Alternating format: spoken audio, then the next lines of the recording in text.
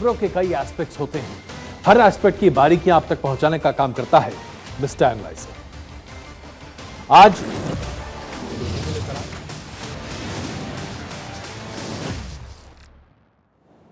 आज mister analyser में आपके लिए जो हम खबर लेकर आ रहे हैं, जिसको एनालाइज करने जा रहे हैं, उसकी खबरें क्या क्या हैं। सबसे पहले हम विश्लेषण करेंगे अमेरिका में राम भक्ति का कैसा है संपूर्ण विश्लेषण।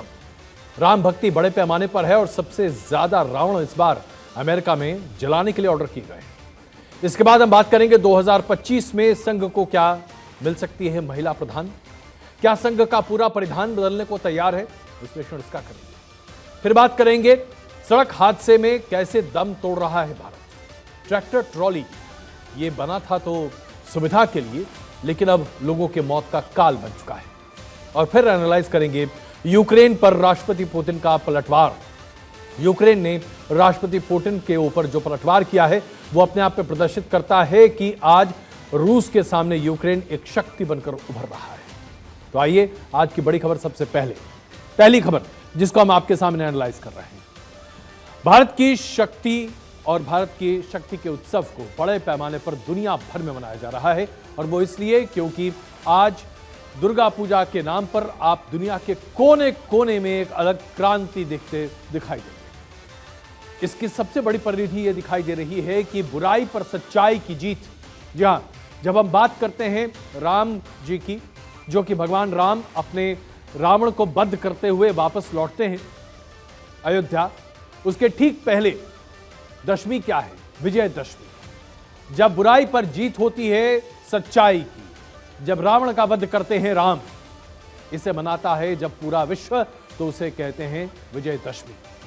रावण दहन को लेकर यह बड़ी खबर आपके सामने प्रस्तुत कर रहे हैं कि पूरे अमेरिका में रावण दहन को लेकर जबरदस्त धूम है।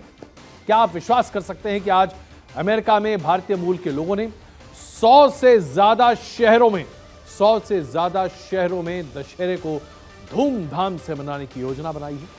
40 से ज्यादा शहरों में अक्टूबर में हिंदू विरासत माह के तौर पर मनाया जा रहा है, और यह अपने आप में अप्रत्याशित है। ऐसा पहले कभी नहीं हुआ अमेरिका में। आधे से ज्यादा अमेरिका के राज्य, जिनके 40 महत्वपूर्ण शहरों में इसी साल अक्टूबर में हिंदू विरासत महीने के तौर पर मनाया जा रहा है, और इसे घोषित किया गया है, सरकार ने घोषित किया है। इस बार नवरात्र, दशहरा, दुर्गा पूजा, दीपावली, इन तमाम त्योहारों को ऐसे मनाया जा रहा है जैसे कि दुनिया हिंदुस्तान की रीति रिवाज और भारतीय संस्कृति को पूरी तरीके से अपनाने के लिए तैयार बैठी है। अमेरिकी इतिहास में यह पहला मौका है जब अमेरिका के 100 से ज्यादा शहरों में दशहरे की धूम बड़े पैमाने पर दिखाई देगी, और विजयदशमी को सेलिब्रेट करने के लिए रावण दहन होगा। आप सोचिए, अमेरिका में रावण दहन और रावण के पुतलों की मांग इतनी जबरदस्त है अमेरिका में कि हिंदुस्तान से रावण मंगाए जा रहे हैं अमेरिका में लगाने के लिए। सरकारी फैसला क्या है, पहले ये देखिए। अमेरिका में भारतीय आबादी लगातार बढ़ती चली जा रही है, और अभी तकरीबन 1 करोड़ भारतीय मूल के लोग अमेरिका में रहते हैं। जाहिर सी बात है, अमेरिकी सरकार के लिए भी भारतीय नागरिक या भारतीय मूल के नागरिक जो अमेरिका में रह रहे हैं वो एक माइनॉरिटी जरूर है, लेकिन एक बहुत पावरफुल माइनॉरिटी है। सांस्कृतिक धरोहर हिंदुस्तानियों की इतनी जबरदस्त है कि वो अपनी धरोहर को अपने दिल में सजोए रहते हैं, भले 3-3, 4-4 जनरेशन अमेरिका में रह चुके हैं। अपने त्यौहार, अपनी खुशियां, इसे मनाने में भारतीय कहीं पीछे नहीं। अब तो अमेरिकी भी बड़े पैमाने पर शामिल होने लगे हैं, जिन्हें आमतौर पर हम कहते हैं गोरे। जी हाँ, दीपावली की धूम इतनी जबरदस्त होती है कि व्हाइट्स बड़े पैमाने पर इसमें शिरकत करते हैं। हमारी तरह के वेशभूषा, पोशाक और उसके तरह का खान पान। जरा सोचिए, गोलगप्पे खाना क्या आसान काम है, लेकिन पूरे अमेरिका में कहीं पर भी आप चले जाइए, आपको एकदम चटाक गोलगप्पा मिलता है खाने के लिए। और वो सिर्फ इसलिए क्योंकि भारतीय खान पान, मूल व्यवहार बड़े पैमाने पर। और जब आप दशहरे की बात करते हैं तो ऐसे बहुत सारे स्टॉल्स लगते हैं। लोग गोलगप्पे खाते हैं, उसको वहां पे पानी पूड़ी भी कहते हैं। लोग आलू की टिक्की खाते हैं, उसके बाद ढोकला और तमाम तरह की चीजें खाते हैं। भाई, ऐसा लगता है जैसे कि आप हिंदुस्तान में पहुंच गए। अमेरिका में जो भारतीय मूल के लोग हैं, उन्होंने अपना वर्चस्व इसलिए बना रखा है कि वो अपनी संस्कृति को अपने साथ धरोहर के तौर पर लेकर चलते हैं, और ये धरोहर आज बड़े पैमाने पर काम आ रही है। आगे बढ़कर आपको बताएं कि इसी में से जो बातें निकल कर आ रही हैं कि भाई कैसे ये सारा काम चल रहा है। 32 लाख की हिंदुओं की आबादी है आज अमेरिका में, जो कि 1% के आसपास है। 2050 तक ये आबादी 50 लाख की हो जाएगी। और फिर आगे बढ़ते हुए आपको ये भी बता दें कि ये हिंदू आबादी न सिर्फ अमेरिका में आर्थिक तंत्र में बहुत महत्वपूर्ण हिस्सा निभाती है, बल्कि अमेरिकी राजनीति पर भी बहुत प्रभावशाली है। यही वजह है कि अमेरिकी पूर्व राष्ट्रपति डोनाल्ड ट्रंप ने भारतीय मूल के नेताओं को न सिर्फ अपने साथ साधा, बल्कि उनके इस्तेमाल से रिपब्लिकन पार्टी की साख को भी मजबूत की है। इसलिए बार बार सरकारें ये तैयारी कर रही हैं कि भारतीय त्यौहार को कैसे मनाया जाए, उसे कैसे फंडिंग दी जाए। व्हाइट हाउस में दीपावली मनती है साहब, इससे ज्यादा और क्या चाहिए। इस बार भारतीय त्यौहार की धूम आपको बड़े पैमाने पर दिखाई देगी। टेक्सास में, ओहायो में, न्यू जर्सी में, वर्जीनिया में, पेंसिल्वेनिया में, और बड़े पैमाने पर फंडिंग आ रही है। न्यू जर्सी में दशहरा बहुत बड़े पैमाने पर मनाया जा रहा है और अमेरिका की राज्य सरकार यहां पर जो सांस्कृतिक विभाग है वो वित्तीय मदद भी दे रहा है। न्यूयॉर्क की लाइफ इंश्योरेंस कंपनी, हॉलिडे इन, आईसीआईसीआई बैंक, ये तमाम ऐसी संस्थाएं हैं जो मदद कर रही हैं कि नवरात्र को कितने बड़े पैमाने पर अमेरिका में मनाया जा सकता है। अमेरिका में दशहरे का आयोजन 8 महीने पहले से शुरू हो जाता है। आप कहेंगे भाई इतने पहले क्यों? वो इसलिए क्योंकि पहले से तैयारी अगर आप नहीं करेंगे तो आपको जगह नहीं मिलती। और इस बार तो दशहरे की धूम कुछ खास ही दिखाई दे रही है, क्योंकि कोरोना के 2 साल के अंतराल के बाद इस बार बड़े पैमाने पर दशहरा आयोजित किया जा रहा है। 2 साल के बाद आयोजित हो रहा है कोरोना, तो ये अपने आप में बहुत महत्वपूर्ण है। इसलिए बहुत बड़े पैमाने पर और भव्य तरीके से इसका आयोजन किया जा रहा है। न्यू जर्सी में 8 अक्टूबर को दशहरा मनाया जाएगा और न्यूयॉर्क में 9 अक्टूबर को मनाया जाएगा। वीकेंड है इसलिए, क्योंकि वीकडेज पर फुर्सत नहीं मिलती। हालांकि दशहरा 5 तारीख की है। पहले के सालों के मुकाबले अमेरिका में केवल 1 रावण या 2-3 रावण के पुतले जलाए जाते थे, लेकिन इस बार अमेरिका 6-6 रावण के पुतले एक दिन में जलाएगा साहब। जरा सोचिए हम कहां जा रहे हैं। अमेरिका में रावण के पुतले जलेंगे और उसमें से आतिशबाजी होगी। इस त्यौहार के लिए क्यों इतना महत्वपूर्ण माना जा रहा है, अब जरा आपको बताते हैं। 2024 में अमेरिका में प्रेसिडेंशियल इलेक्शन होने हैं। भारतीय मूल के लोग इस इलेक्शन में बहुत महत्वपूर्ण भूमिका निभाने वाले हैं और हिंदू खास करके अपने आप में एक ऐसा बड़ा वोट बैंक है जिसे अपनी तरफ आकर्षित करने का पूरा इंतजाम किया जाता है। और यही वजह है कि दशहरा हो, दीपावली हो, होली हो, इसे अलग जगह दी जाती है। इस तर्क को नकारा इसलिए नहीं जा सकता क्योंकि अमेरिका जैसे सुपर पावर में भी हिंदू विरासत महीने को घोषित किया जाना यह अपने आप में कोई अलहदा बात नहीं है और ये एक दिन में नहीं हुआ। प्रधानमंत्री नरेंद्र मोदी ने भी इस पूरे माहौल को तैयार करने में एक बहुत बड़ी भूमिका निभाई है। 2014 में से लेकर अभी तक प्रधानमंत्री नरेंद्र मोदी 7 बार अमेरिका की यात्रा पर जा चुके हैं और जब 2014 में वो गए थे तो हाउडी मोदी कार्यक्रम हुआ था और उसके बाद 19 में भी। आप जानते हैं किस तरह का कार्यक्रम था? अभूतपूर्व। ऐसा लग रहा था जैसे कि पूरी दुनिया उमड़ आई है प्रधानमंत्री नरेंद्र मोदी को देखने के लिए।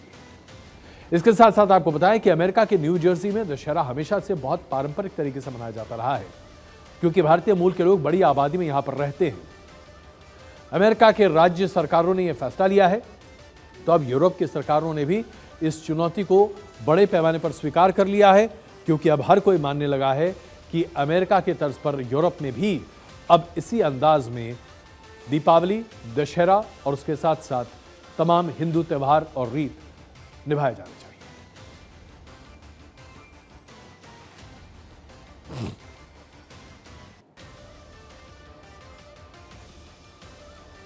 आज की दूसरी बड़ी एनालिसिस जो हम आपके सामने प्रस्तुत कर रहे हैं, हमारे देश में महंगाई है या नहीं है, हमारे देश में बेरोजगारी है या नहीं है, क्या हमारा देश आर्थिक संकट से जूझ रहा है, क्या हम वाकई में बहुत विषम परिस्थितियों से जूझ रहे हैं।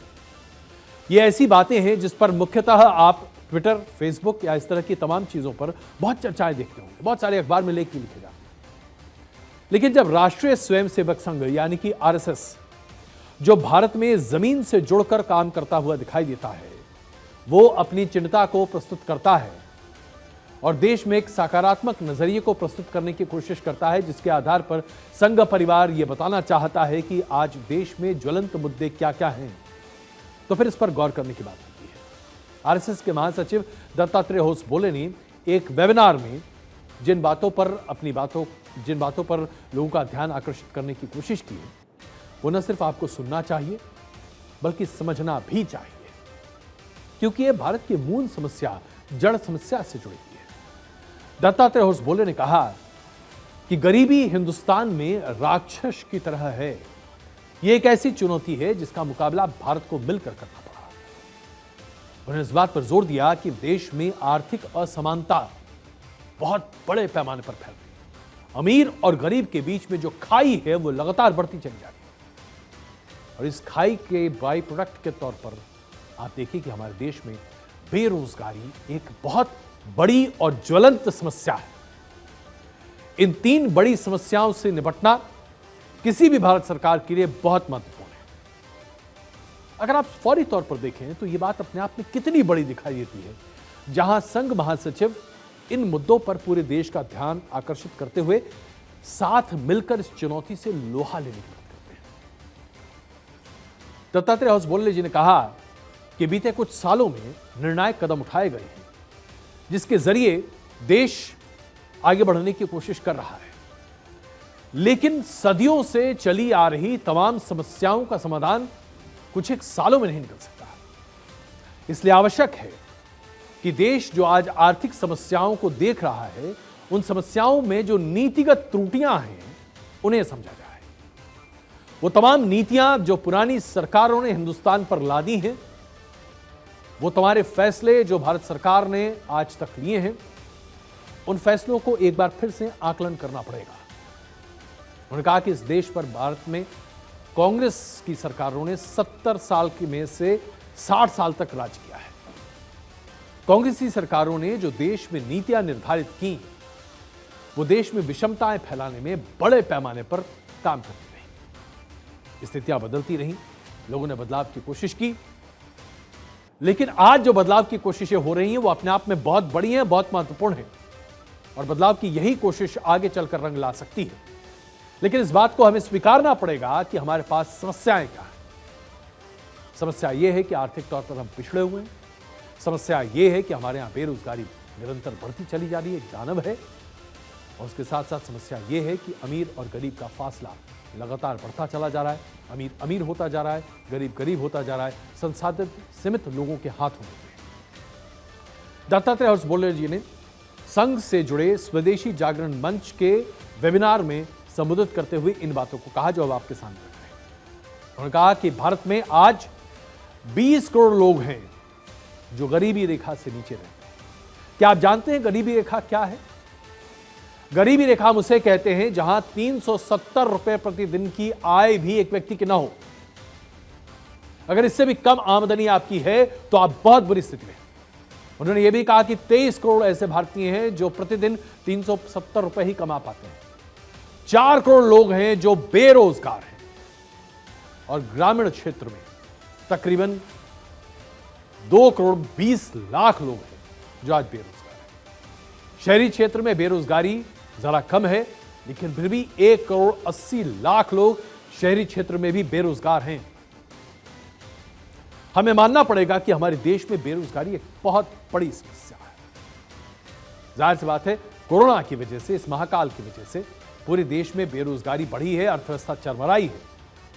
लेकिन यह बेरोजगारी सिर्फ भारत की बड़ी समस्या नहीं है, यह बेरोजगारी दुनिया भर में। यह आकलन हम आपके सामने इसलिए प्रस्तुत करना चाहते हैं क्योंकि आप दत्तात्रेय जी की बातों को एक अलग संदर्भ में ना देखें, क्योंकि पता चला कि उन्हें मिसकोट करने की बड़ी कोशिश की जाएगी, और जो कि होगा। पूरी दुनिया में आज जब हम बेरोजगारी की दर को देखते हैं तो वो है तकरीबन 6.5%। भारत में बेरोजगारी की दर अमेरिका से कम है। अमेरिका में 6.9% बेरोजगारी दर है, भारत में ये 6.2% है। भारत में बेरोजगारी यूरोप के मुकाबले ज्यादा है, लेकिन अमेरिका के मुकाबले कम। आरएसएस के राष्ट्रीय महासचिव ने देश में गरीबी और अमीरी के बीच की जो खाई है उसके बारे में भी जो बातें कही वो अब आपके सामने है। दत्तात्रेय होसबोले जी ने कहा कि 1% आबादी के पास देश की संपत्ति का 20% है। 1% आबादी के पास देश की 20% संपदा है, और देश की 50% संपदा पूरे देश की सिर्फ 13% आबादी के पास है। ये बहुत विचार करने योग्य बातें हैं। उन्होंने कहा कि 50% लोगों के पास हिंदुस्तान में 50% लोगों के पास हिंदुस्तान में 87% संपदा है। 87%, यानी पूरा देश आज सिर्फ 50% लोगों के पास है, बाकी के लोग 13% में जी रहे हैं। आप जरा सोचिए क्या बचा देश में उन 50% लोगों के पास। यह बहुत सोचने वाली बात है। दीगर समस्या है। दत्तात्रेय हसबोले जी कहते हैं कि रोजगार पैदा करने के लिए न सिर्फ सेंट्रल लेवल पर बल्कि लोकल लेवल पर भी स्कीम्स लाने की आवश्यकता है और उसके आधार पर काम करना चाहिए। भारत सरकार ने स्टार्टअप योजना को आयोजित किया है, इसको फोकस करना चाहिए, इसे अमलीजामा पहनाते हुए इसे आगे बढ़ाना चाहिए। स्मार्ट इंडिया हैकाथॉन भारत सरकार चलाती है। स्मार्ट इंडिया एक बड़ा प्रोजेक्ट है, इस पर काम करना चाहिए। सरकार को इस दिशा में आगे बढ़ना चाहिए, क्योंकि जब तक ऐसा नहीं होगा तब तक आने वाले सालों में जहां भारत की आबादी लगातार बढ़ती चली जाएगी, वहां नौजवानों के पास काम नहीं होगा, रोजगार नहीं होगा। और अगर रोजगार नहीं होगा तो हमारा नौजवान करेगा क्या? इसी श्रृंखला में भारत सरकार मुद्रा लोन को भी बांटती है, जिसके जरिए हम महिला शक्ति को भी समाज में एक नया आयाम देने की कोशिश कर रहे हैं।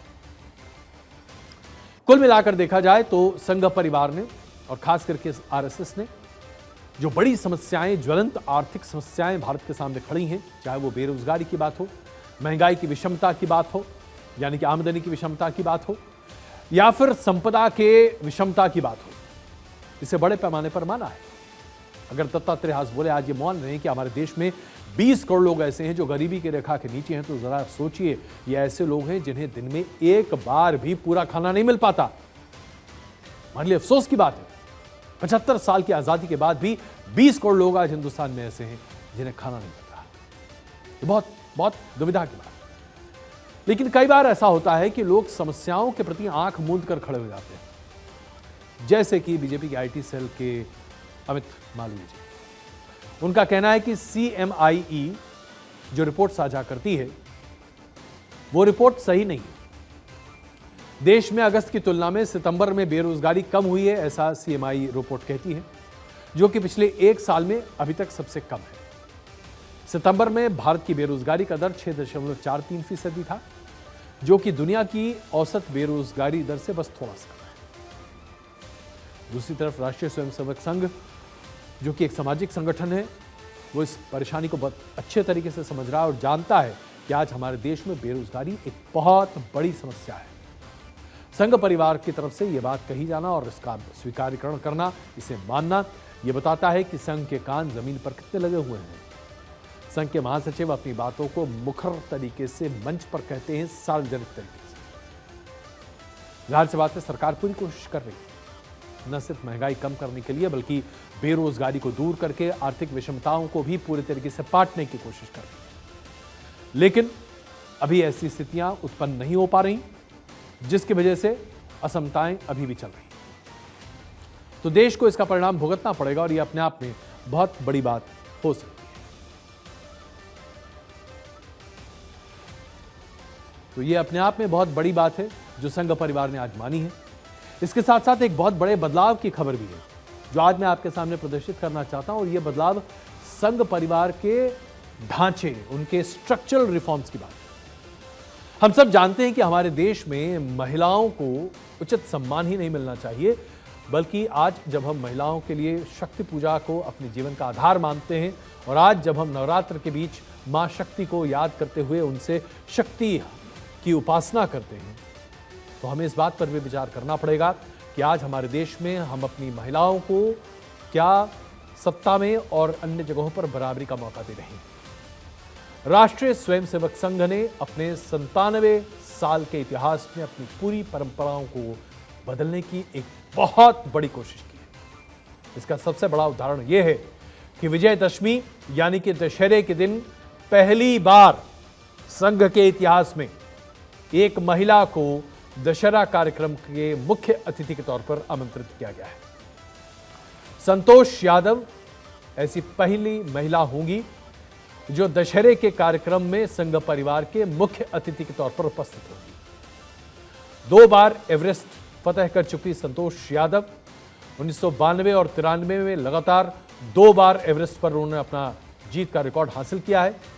सन 2000 में भारत सरकार ने संतोष यादव को पद्मश्री से सम्मानित किया था। संतोष यादव हरियाणा से आती हैं और संतोष यादव ने यह साबित किया है कि महिलाएं अगर दृढ़ निश्चय कर लें तो वो कुछ भी कर सकती हैं। अब संतोष यादव विजयदशमी के मौके पर नागपुर में मौजूद होंगे, संघ के मुख्यालय में, और वहां पर संघ मुख्यालय पर विजयदशमी के मौके पर स्वयंसेवकों को संबोधित करें। यह खबर इसलिए आपके लिए महत्वपूर्ण है क्योंकि संघ को अभी तक ऐसा माना जाता रहा है, उसे एक संज्ञा दी जाती रही है कि संघ ने महिलाओं से हमेशा एक दूरी बनाए रखी है संगठन के तौर पर। एक ऐसा संगठन जहां पुरुषों के लिए स्थान था लेकिन महिलाओं के लिए नहीं था। यह मान्यता थी, यह धारणा थी। मान्यता थी कि संघ में महिलाओं को हमेशा कमतर आंका जाता है और इसे बड़े पैमाने पर विपक्ष, वो दल जो कि संघ को अपना नहीं मानते, उन्होंने संघ के निंदा के तौर पर इसे बड़े पैमाने पर सामने रखा। मान्यता यह भी थी कि संघ में महिलाओं को कोई काम नहीं दिया जाता, उनको इस्तेमाल नहीं किया जाता किसी भी चीज के लिए। समाज की इसी सोच को हमेशा के लिए खत्म करने के लिए संघ परिवार ने एक ऐसा मौका चुना है जहां पर संतोष यादव जी की उपस्थिति यह बताती है कि संघ परिवार महिलाओं को कितनी इज्जत, सम्मान और बराबरी का दर्जा देता है। क्योंकि 97 साल के इतिहास में यह पहला मौका होगा जब संघ के मंच पर दशहरा के मौके पर एक महिला मौजूद है। शायद आने वाले सालों में यह भी संभव हो सकता है कि संघ की पूरी कमान किसी महिला के हाथ में। क्यों नहीं हो सकता है?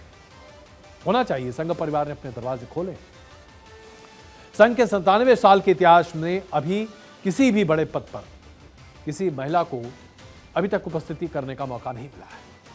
इसलिए ऐसा माना जा रहा है कि साल 2025 में जब संघ अपने 100वें स्थापना दिवस के कार्यक्रम को आयोजित कर रहा होगा तो उस वक्त राष्ट्रीय सेविका समितियों की महिलाओं को संघ में लाया जाएगा। 1936 से महिलाएं संघ में काम कर रही हैं। यह जानकारी बहुत कम लोगों को है। 1936 से महिलाएं संघ में काम कर रही हैं।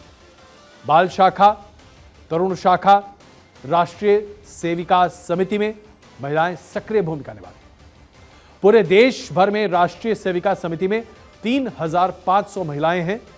माफ कीजिएगा, 3500 शाखाएं हैं जिसमें अनंत महिलाएं काम करती हैं, जुड़ी हुई हैं।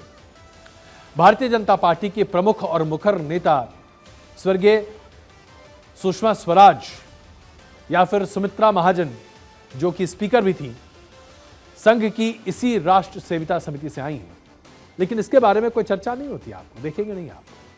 संघ में महिलाओं की भागीदारी पर अक्सर कांग्रेस के पूर्व अध्यक्ष राहुल गांधी हमलावर रहते थे, याद नहीं रहता था।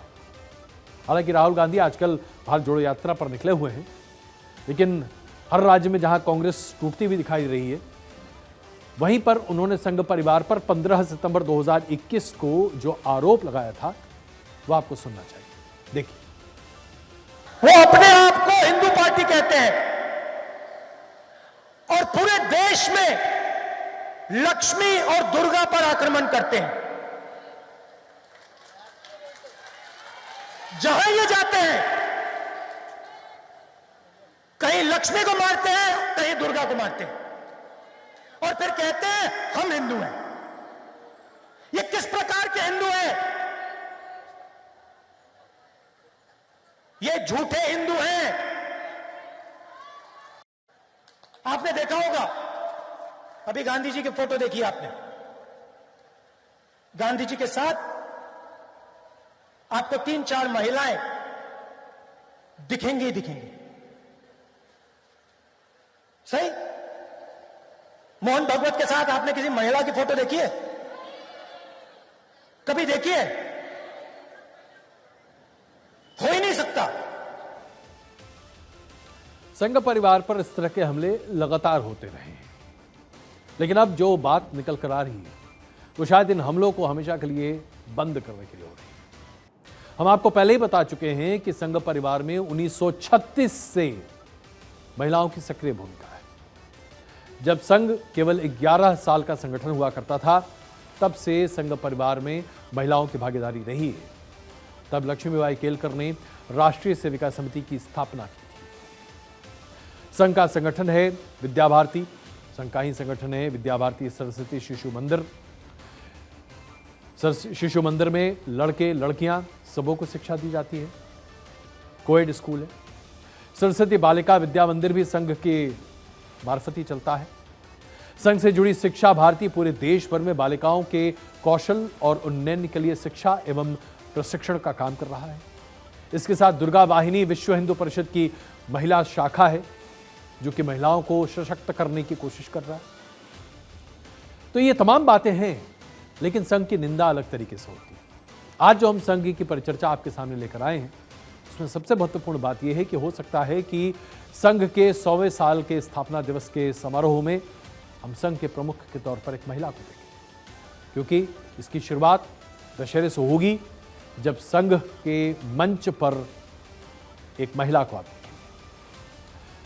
एक बड़ा बदलाव हमने 2018 में भी देखा था, जब पूर्व राष्ट्रपति प्रणब मुखर्जी को संघ परिवार ने 2018 के अपने दशहरे के कार्यक्रम में आमंत्रित किया था। प्रणब मुखर्जी राष्ट्रपति के पद को छोड़ने के बाद संघ के इस कार्यक्रम में पहुंचे थे, लेकिन उस वक्त दिग्गज कांग्रेस के नेता होने की वजह से कार्यक्रम में शामिल होने के उनके फैसले पर कई लोगों ने उन पर सवाल खड़े किए थे।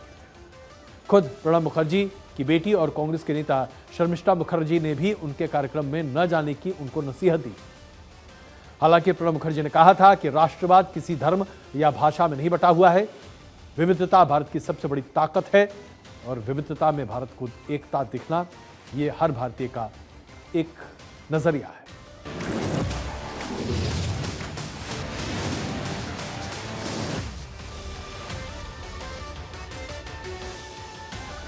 हम सब जानते हैं कि हमारे देश में सड़क हादसे हमारे जीवन का अहम हिस्सा है, होते रहते हैं। 1.5 लाख लोग अपनी जान गंवाते हैं सड़क हादसे, लेकिन इनमें से कुछ हादसे ऐसे हैं जो वाकई में होने ही नहीं चाहिए।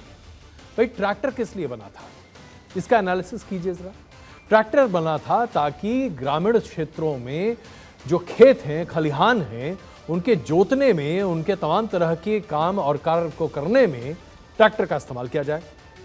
लेकिन जब ट्रैक्टर का इस्तेमाल इसलिए किया जाए ताकि उसमें नीचे ट्रॉली लगाकर लोगों को बिठा दिया जाए और उसे यातायात का माध्यम बना दिया जाए, तो जनाब ये ट्रैक्टर ट्रॉली जो है, ये ट्रैक्टर के बुनियादी उसूल के खिलाफ है। लेकिन हिंदुस्तान में इस बात की परवाह किसी को नहीं। अब जरा हम आपके सामने जो तस्वीरें रख रहे हैं, उसके दर्द को समझने की कोशिश करें। सड़क हादसे में पूरा हिंदुस्तान दम तोड़ रहा है। बीते 3 दिनों में 37 लोगों की जान जा चुकी है, सब सड़क हादसे। अगर हम उत्तर प्रदेश की बात करें तो सबसे ज्यादा पूरे देश के सड़क हादसे उत्तर प्रदेश में होते हैं और सबसे ज्यादा लोग अपनी जान उत्तर प्रदेश में सड़क हादसों में गंवाते हैं। कानपुर में लोग नवरात्र मनाकर वापस लौट रहे थे। चंद्रिका देवी के मंदिर में दर्शन करने पहुंचे थे, वापस लौट रहे थे तो ट्रैक्टर ट्रॉली पर बैठे हुए थे। अचानक एक हादसा हुआ, ट्रैक्टर ट्रॉली अनियंत्रित तो हो गई, उसके बाद पलट गई। 26 लोगों की मौके पर मृत्यु हो गई, 50 से ज्यादा लोग घायल हो गए। जरा सोचिए, एक ट्रैक्टर ट्रॉली में 76 लोग सवार थे। एक बस में कितने लोग सवार होते हैं आप जानते हैं? अधिकतम एक बस में 70 से 72 लोगों की सवारी की जगह होती है। और एक बस को सोचिए कितनी बड़ी होती है, सुरक्षा के कितने इंतजाम होते हैं उसमें। एक ट्रैक्टर ट्रॉली में जिसमें सामान ढोने के लिए ट्रॉली बनाई जाती है, उसमें 76 लोग शामिल थे। 76। आप जरा सोचिए हम क्या कर रहे हैं हमारे देश के साथ। कौथा गांव के लोग एक मुंडन संस्कार के लिए फतेहपुर पहुंचे थे। मुंडन कराकर जब वो वापस लौट रहे थे तो उनके पास वापस लौटने का साधन नहीं था, इसलिए ट्रैक्टर को बुलाया गया, उसमें ट्रॉली लगा दी गई और उसको लोग चलने लगे। पूरी ट्रैक्टर ट्रॉली पानी में गिर गई। पानी के अंदर अधिकतर लोगों की डूबकर मृत्यु हो गई। मरने वालों की संख्या 12 थी, जिसमें सब महिलाएं थी, 9 बच्चे और 5 किशोर। आप जरा बताइए ये हादसे क्यों हो रहे हैं? एक के बाद एक ट्रैक्टर ट्रॉली के हादसे में आपके सामने रख रहे हैं। हादसा इतना खतरनाक था कि केंद्रीय मंत्री साध्वी निरंजन ज्योति गांव पहुंच गई और वहां उन्होंने लाशों को जब देखा तो बिफर पड़ी, रोने लगी। घायलों का पता करने के लिए मुख्यमंत्री योगी आदित्यनाथ भी पहुंचे। उन्होंने भी लोगों की सुध ली, हर संभव मदद की घोषणा भी की। लोगों से मुख्यमंत्री योगी आदित्यनाथ ने अपील की कि आप ट्रैक्टर ट्रॉली का इस्तेमाल कम से कम लोगों को यातायात के लिए मत कीजिए। यह कृषि कार्यों के लिए बना है, न कि लोगों के सफर करने के लिए। मुख्यमंत्री योगी आदित्यनाथ ने लापरवाही दिखाने वालों व्यक्ति के खिलाफ सख्त कार्रवाई करने के आदेश दिए और उसके साथ साथ मुख्यमंत्री योगी आदित्यनाथ ने घायलों को 4-4 लाख रुपए का मुआवजा भी दिया है। लेकिन इस हादसे के बाद अचानक यह सोच क्यों उत्पन्न होने लगी है कि ट्रैक्टर ट्रॉली में ट्रैवल नहीं करना चाहिए? तो पहले से बात समझ में आनी चाहिए। ट्रैक्टर चलाने का लाइसेंस अलग होता है, ट्रैक्टर का इस्तेमाल करने का लाइसेंस अलग होता है, उसे खेती के लिए इस्तेमाल किया जाता है। लेकिन जब उसमें ट्रॉली लगाकर लोगों को बैठा दिया जाता है तो वो एक ट्रांसपोर्ट फॉर मास बन जाता है, लोगों के साथ ले जाने का यातायात का साधन। सबसे पहले तो उसका लाइसेंस ही अलग होता है। बस के ड्राइवर का लाइसेंस अलग होता है, क्या आप जानते हैं? इसी तरीके से जब आप ट्रेन चलाते हैं तो ट्रेन का लाइसेंस भी अलग होता है साहब। लेकिन ट्रैक्टर चलाने वाले व्यक्ति का अगर आप लोगों के यातायात का साधन बना दे तो उसके पास वो लाइसेंस ही नहीं है। और खास करके जिस वाक्य की हम बात कर रहे हैं उसमें जो व्यक्ति था वो खुद ही नशे में था। उस व्यक्ति को यह सुध ही नहीं थी कि उसने 76 आदमियों को अपने ट्रॉली में बैठा रखा है और फिर हादसा हो गया। सवाल यह उठता है कि इस तरह के हादसे में जुर्माना भी क्या लगता है, क्या आप जानते हैं? महज 10,000 रुपए का जुर्माना लग सकता है।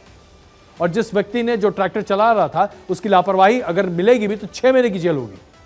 जान गई कितने लोगों की, जरा सोचिए। तो ट्रैक्टर ट्रॉली में चलना बंद कीजिए। यह आपकी सेहत के लिए उतना ही हानिकारक है जितना सिगरेट या फिर शराब। पूरे उत्तर प्रदेश के लिए निर्देश जारी कर दिए हैं। सेक्शन 66 जो है, सेक्शन 66 है मोटर व्हीकल एक्ट का और 192A है। उसमें प्राविधान है कि जिसका कोई परमिट नहीं है ऐसे वाहनों से सवारी ढोना, सवारी को लेके जाना, ये एक अपराध है मोटर व्हीकल एक्ट के तहत।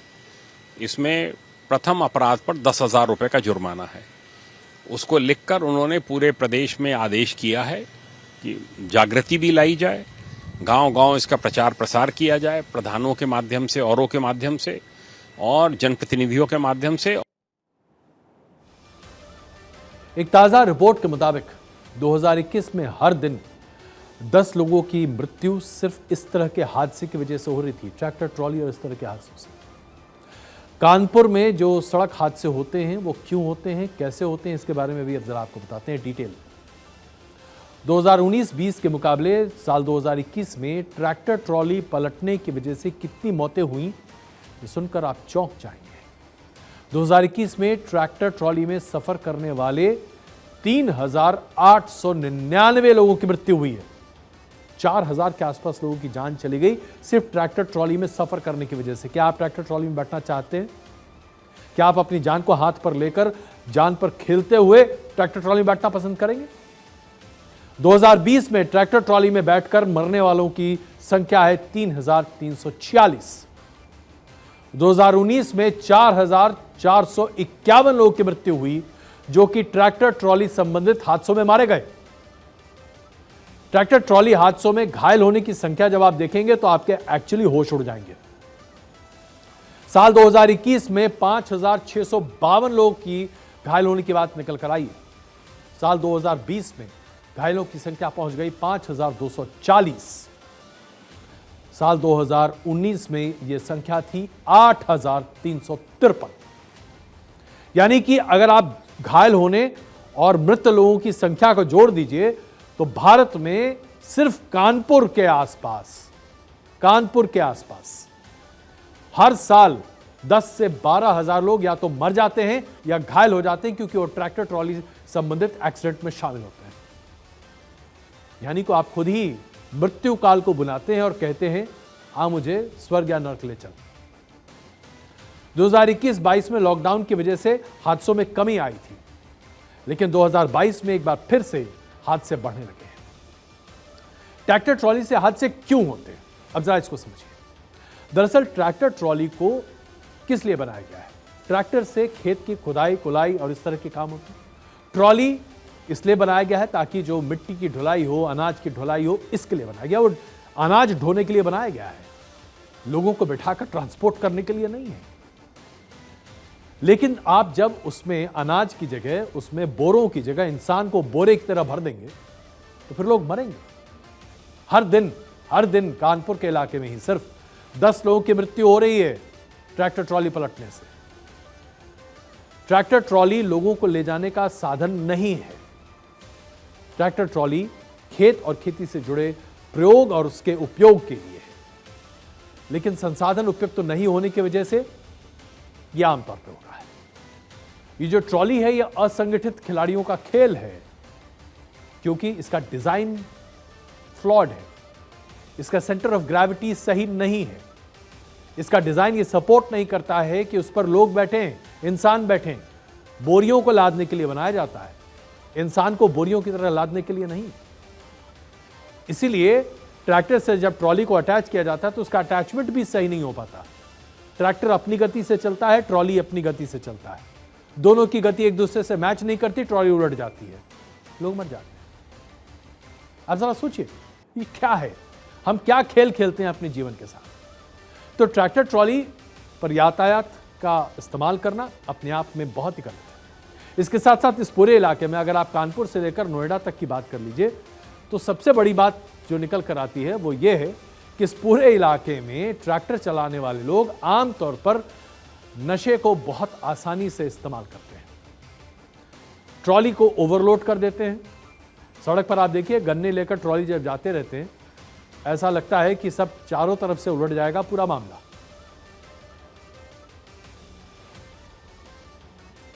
अभी मुश्किल से कुछ दिनों में ही लखनऊ, लखीमपुर खीरी और कानपुर में ट्रैक्टर ट्राली से बड़ी दुर्घटनाएं हुई हैं।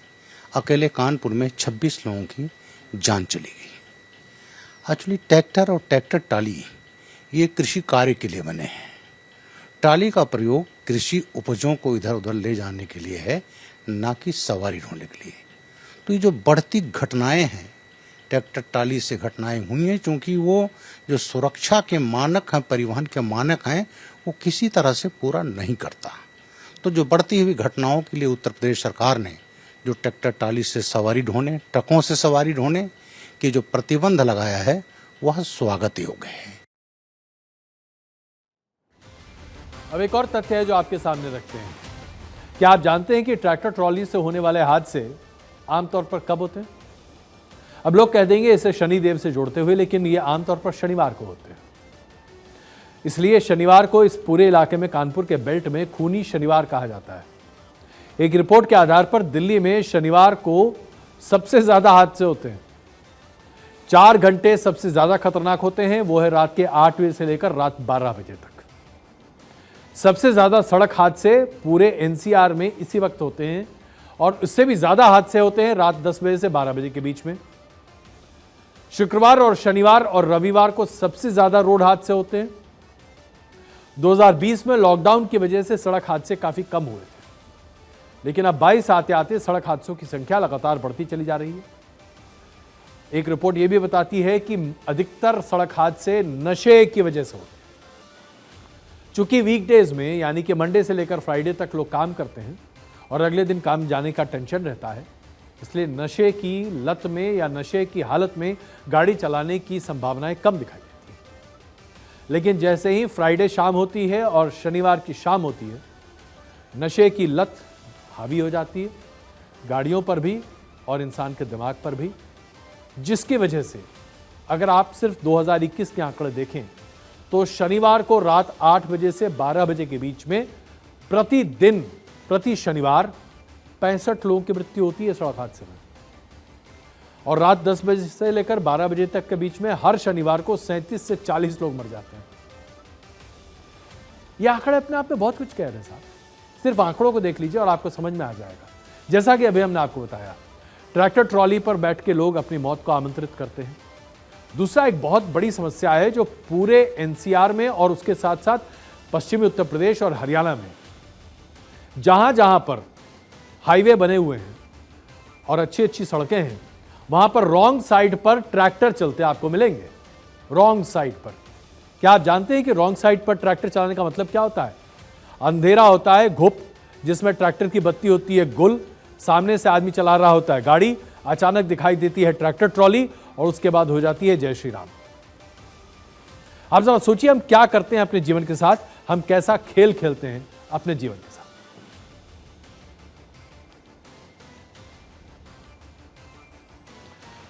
अब बात करते हैं यूक्रेन युद्ध की। यूक्रेन का युद्ध ना तो खत्म होता दिखाई दे रहा है और ना ही उसके अलग अलग पहलू को समझते हुए यह समझा जाए कि कौन जीत रहा है और कौन हार रहा है। पुतिन अपने कब्जे वाली यूक्रेन पर हासिल करने की कोशिश कर रहे हैं वो तमाम अधिकार जिसके जरिए वो उसे रूस में शामिल करना चाहते हैं, जबकि रूस के द्वारा हथियाए गए तमाम इलाकों पर धीरे धीरे यूक्रेन अपना कब्जा बढ़ाता चला जा रहा है।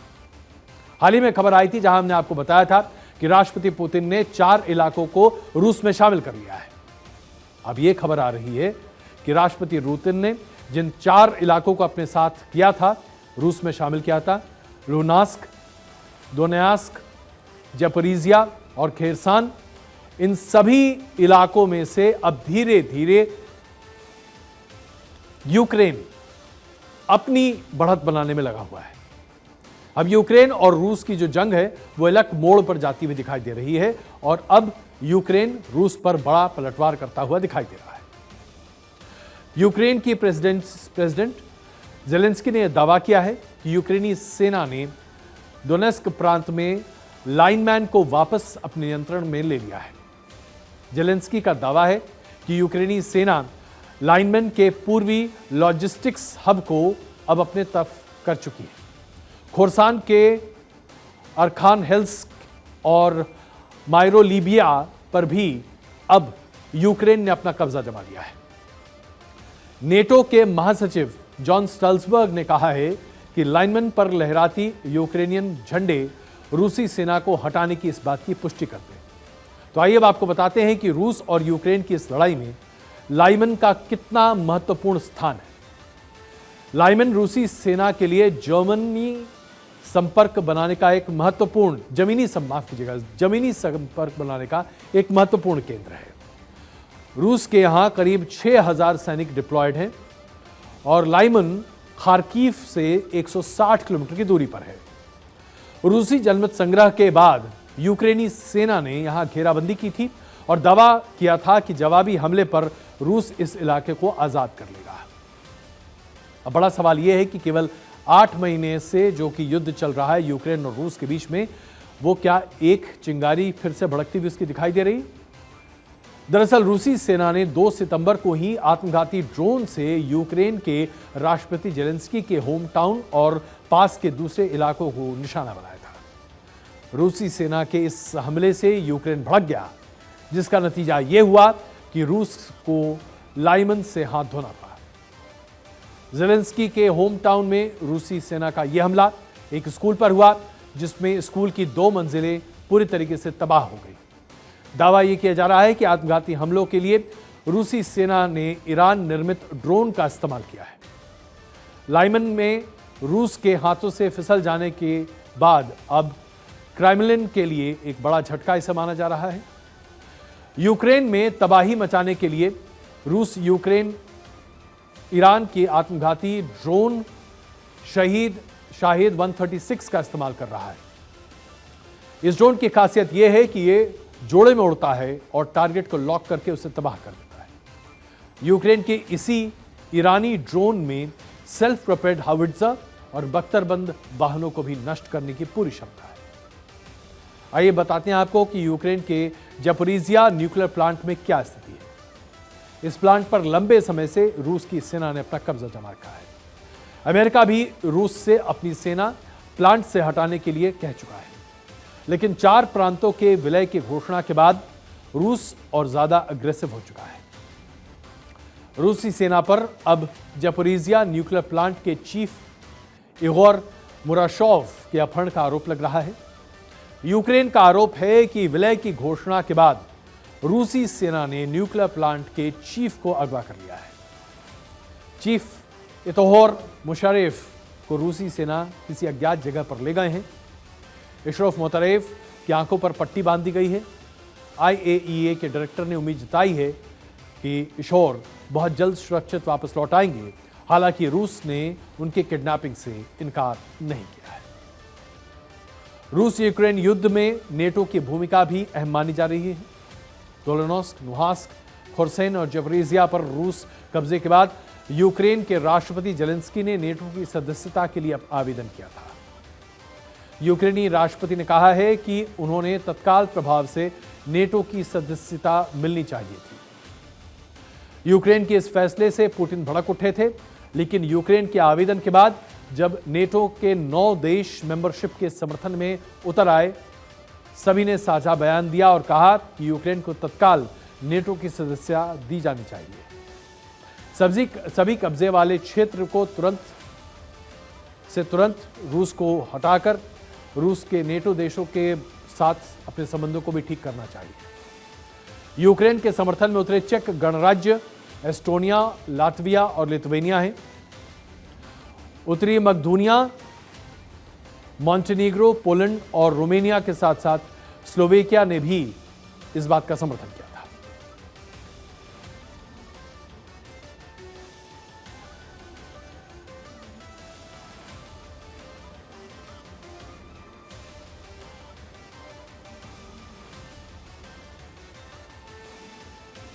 तो हमने आपको बता दिया कि यूक्रेन की ताजा स्थिति युद्ध की क्या है, लेकिन आज हमने आपसे एक बड़ा सवाल पूछा था जिस पर आपका जवाब बहुत बड़ी संख्या में सामने आया है।